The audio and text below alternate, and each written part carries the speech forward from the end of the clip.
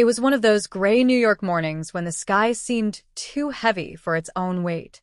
The air carried a scent of wet concrete and lost dreams. At the corner of 7th Avenue, a small group huddled beneath a broken bus shelter. Among them stood Evelyn, a young woman in her late 20s, dressed in a faded office suit. Her umbrella had snapped under the storm's fury. Drops of rain clung to her lashes like tiny crystals. She checked her watch again. She was already late for work, but something inside her whispered to stay a little longer. Beside her sat an old man, hunched and trembling, his clothes soaked through. His shoes leaked muddy water, and his wrinkled hands gripped an old shopping bag. Nobody paid him attention. The city had seen too many of the lost and forgotten. Evelyn hesitated. Should she speak? Should she help? The rain grew louder, like the city itself was waiting for her to decide. Evelyn finally knelt beside the man. "Sir, are you okay?" she asked gently. The old man looked up. His eyes were faded blue, the kind that had seen too many winters. "Just waiting for the bus," he muttered. His voice cracked like dry paper. Evelyn noticed his lips trembling. Without thinking, she removed her scarf and wrapped it around his shoulders. "Here. It's warm." He looked startled, as if no one had spoken to him kindly in years. "Why would you?" he began. "Because you look cold," she smiled. The bus arrived with a hiss. Evelyn helped him climb aboard, ignoring the annoyed stares from other passengers. When she turned to pay his fare, he whispered, "Thank you, child. You remind me of my daughter."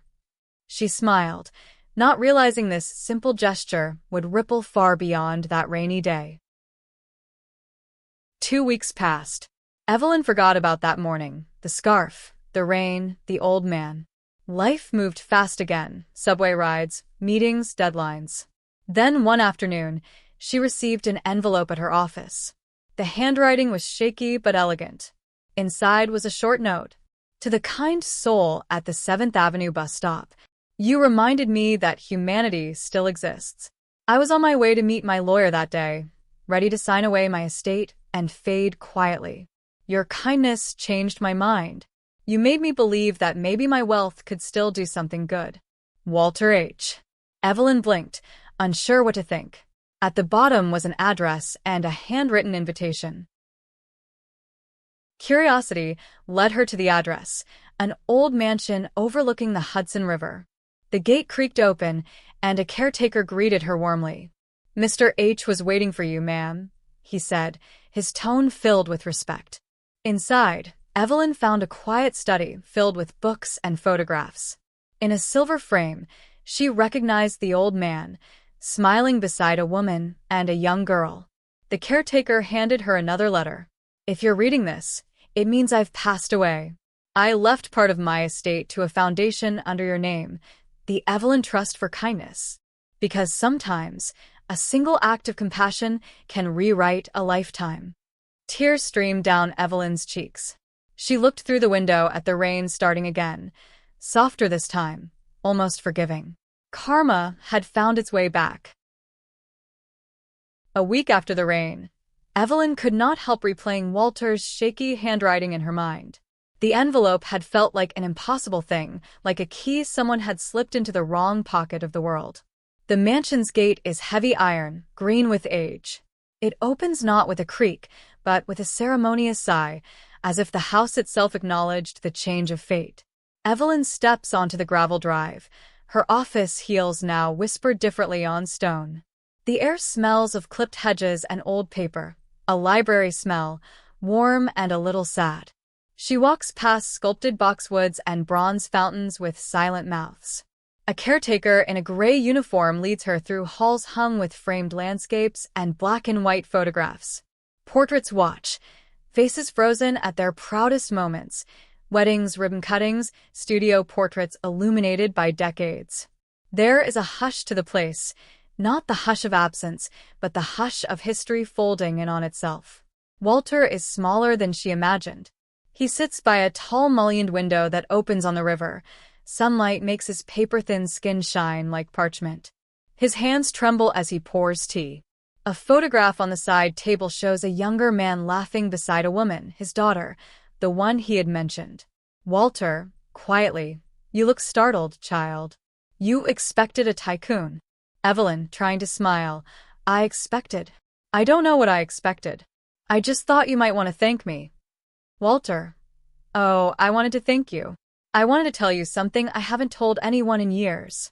His voice thins into a story. In the hospital years before, faced with loss and decisions about the future, he had been ready to cut ties and sign dates away. That morning at the bus stop, he had been empty in a way money could not fix, not because he lacked funds, but because no one had reminded him of goodness. Evelyn did, by wrapping a scarf around a stranger. He told her that night after the doctors said the treatments had failed, and he had sat with the silence between machines. He found himself holding a small, sharp grief.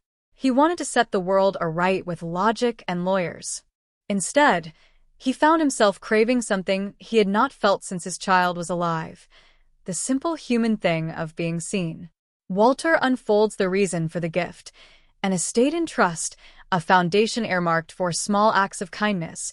He wants the name to be hers. Not because she saved his fortune, but because she saved his heart.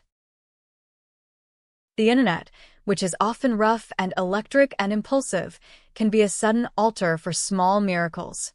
It took Jimmy's quiet camera, a single upload, and a few human hearts beating the same way to send the story outward like a ripple. Back in the city, Evelyn's email pings upon pings. The little life she had settled into, office, commute, routine, suddenly has edges that blur with a bigger world.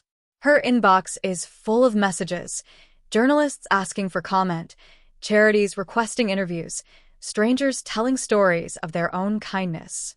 People across state lines report waking with a strange tenderness, having watched an elderly woman split a sandwich. On the street corner where Evelyn first met Walter, a woman holds a hand-painted sign: "Thanks, Evelyn. You reminded me to smile today." A barista brings a dozen bagels. A mother wipes her child's tears and tells them the story of a scarf and a man who remembered his daughter.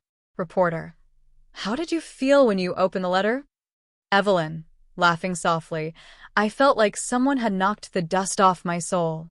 Random commenter, online: "If everyone had a Walter and an Evelyn, the world would be a better place." Money and fame arrived in different forms. The real currency, though, was not dollars. It was recognition. People acknowledging that a small act, performed well, had not disappeared into the slush of the city. It had landed. It had mattered. Having been given a chance is not an ending. It is a beginning with its own chores. The Evelyn Trust launches with modest fanfare: a small office, a folding table, a whiteboard with goals written in marker. Their first mission: fund microgrants for people whose courage had run out but not their dignity, a day's wage to get a training course, a repaired bike for a courier, rent for a family on the edge. Evelyn sits across a long table from an array of applicants: a young single father with 3 children, a former teacher looking to retrain, a woman who needs funds to complete her licensing exam. She listens.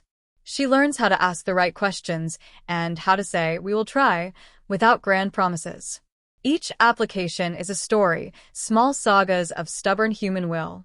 Single father: "Thierry, I thought I'd lost them for good." Evelyn: "Then we'll help you get back into the room. One step." Meanwhile, Walter, whose health is fragile, comes with a box of old photographs to donate to the archive Evelyn sets up. He arrives by taxi, breath shallow but eyes bright.